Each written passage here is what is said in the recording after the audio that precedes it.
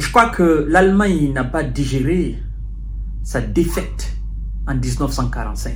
L'Allemagne n'a pas digéré le fait que la Russie ait été l'élément central, le noyau même de la défaite, de la domination de l'Allemagne nazie sur l'Europe et donc en quelque sorte sur le monde. Parce que si la Russie n'avait pas marché sur l'Allemagne jusqu'en Berlin, que la Russie n'était pas allée jusqu'au bunker de Adolf Hitler en 1945, sincèrement, si l'Allemagne nazie avait pris le dessus sur la Russie, avait dominé la Russie, avait fait de la Russie la nouvelle Allemagne, je crois que toute l'Europe serait aujourd'hui une Europe allemande. Et donc, l'Allemagne n'a pas digéré cela.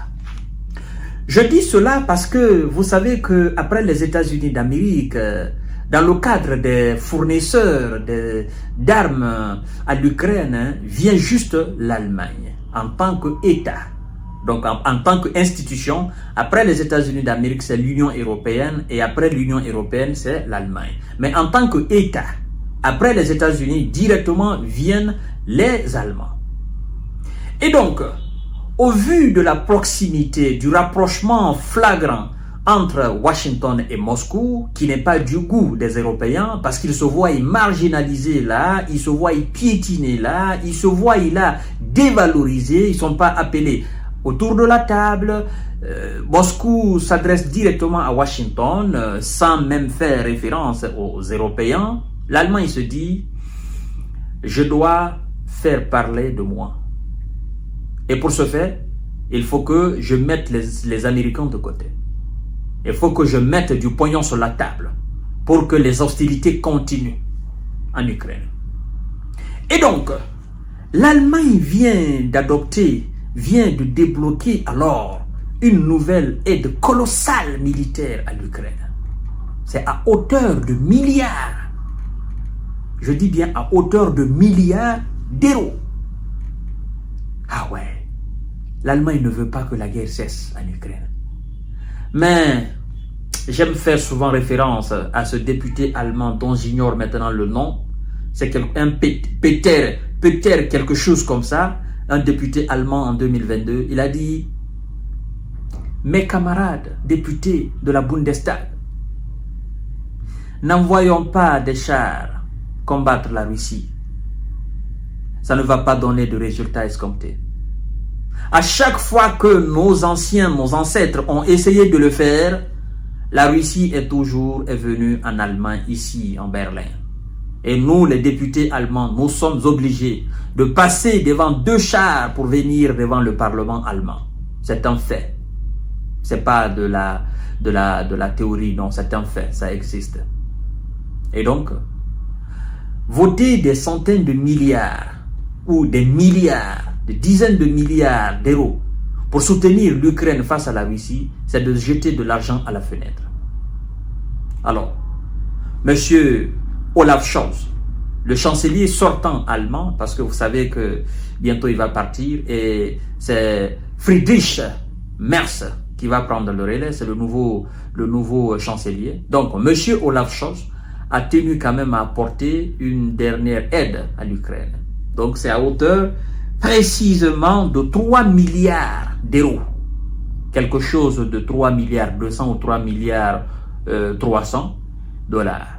Voyons voir. L'Allemagne débloque une aide militaire à l'Ukraine à hauteur de 3 milliards de dollars. Incroyable. La commission budgétaire du Bundestag, la chambre basse du Parlement allemand, a officiellement approuvé une nouvelle enveloppe d'aide militaire à l'Ukraine d'un montant de 3 milliards d'euros. 3 milliards d'euros. Voilà. L'octroi de ces fonds était en suspens depuis des mois en raison des réticences du chancelier sortant Olaf Scholz au regard de la situation budgétaire de son pays. Mais l'adoption définitive, vendredi, par le Parlement allemand de la réforme du frein de l'endettement qui assouplit les règles budgétaires pour les dépenses de la défense a offert de nouvelles marges de manœuvre au gouvernement. Alors, ce texte, poussé par le futur chancelier Friedrich Merz, a été voté au pas de charge en raison du rapprochement de Moscou et Washington. Il dit, je cite, mesdames et messieurs, « Nous faisons cela pour que l'Ukraine puisse défendre son indépendance et sa souveraineté », a expliqué Olaf Scholz. Cette semaine, l'Allemagne a été, depuis février 2022, le plus gros fournisseur d'aide militaire à l'Ukraine parmi les pays européens. Ces 3 milliards désormais débloqués s'ajoutent aux 4 milliards d'aides militaires déjà prévues dans le budget pour l'année 2025, ce qui fait donc 7 milliards d'euros au total. Oui. Maintenant, M. Olaf Scholz explique les raisons pour lesquelles cela a été voté. La première raison est que Moscou et Washington se rapprochent. Et eux, ils estiment qu'avec ce rapprochement, M. Donald Trump va accepter la capitulation de l'Ukraine pour des raisons de terre rare. Donc, mais puisque eux, ils ne sont pas prêts pour mettre fin rapidement à la guerre en Ukraine et ils ne veulent pas le découpage de l'Ukraine, ils veulent que la Russie rentre chez elle, qu'elle quitte sur les terres ukrainiennes, d'accord? Parce qu'ils appellent cela, ils utilisent le terme de paix juste, de paix, en se conformant à ce qu'ils appellent les principes du droit international. Principes qu'eux-mêmes, ils ont violés à plusieurs reprises ailleurs dans le monde, notamment dans l'Orient, en Asie, voire même en Afrique, hein, parce que le principe du droit international a été violé en Libye. Donc en Libye, c'était une agression de plusieurs États contre un État. Vous comprenez? Ils ont violé la souveraineté et l'indépendance et l'intégrité territoriale même de la Libye. Donc, ils ne sont pas les mieux placés aujourd'hui pour nous parler des règles du droit international. Non. D'accord? Bon, ceci dit en passant. Alors, ça c'est la première raison. La deuxième raison, ils estiment que il faut défendre l'intégrité et l'indépendance de l'Ukraine. Bon, nous sommes à 3 ans de cette bataille et au lieu que l'intégrité soit défendue, c'est la Russie qui continue toujours d'enregistrer des victoires, d'enregistrer des gains territoriaux. Alors, à ce rythme-là, est-ce que toutes ces sommes faramineuses votées, débloquées pour aider l'Ukraine, hein, est-ce que ça va changer quelque chose? Non. Non et non. Ça ne va absolument rien changer dans la donne. C'est l'argent du contribuable allemand jeté à la fenêtre. Comme a dit Piotr Tolstoï, le vice-président de la chambre basse de la Russie qu'on appelle la Douma. Il a dit, tout ce que vous voulez envoyer en Ukraine, nous allons tous les brûler. Et nous sommes en train d'assister à cette démonstration de puissance maintenant depuis 3 ans. Et donc, l'Allemagne veut la prolongation des hostilités sur le terrain, comme a déclaré M. Vladimir Poutine. D'accord?